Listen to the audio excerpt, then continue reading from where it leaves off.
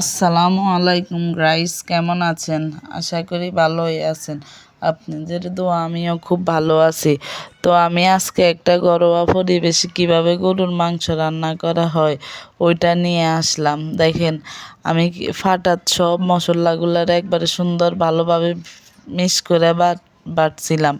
বাটি তারপরে হলুদ মরিচ সবগুলা দিয়া তেল তুল সব মশলা দিয়ে একবারে ভালো করে মাংসটির একবারে ভালোভাবে মাখাই নিছি, কষাইলে মাখাইয়া একটু হাতেরে ধুইয়া পানি দিছি। তারপরে চুলার উপরে সুন্দর করে বসাইয়া ঢাকিয়া দিছি। এই দেখেন আমার রান্নাটা কষানি হচ্ছে। ফাঁসে আবার ভাবতেছি আর সাথে কি রান্না করলে ভালো হয়।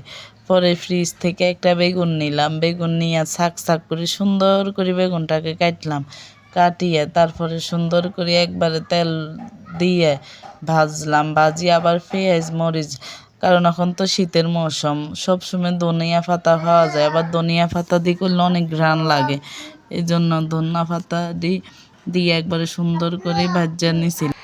আমার রেসিপিটা ভালো লাগলে লাইক কমেন্ট শেয়ার করে জানাবেন। অন্য কোনো রেসিপি নিয়ে আবার দেখা হবে। ধন্যবাদ।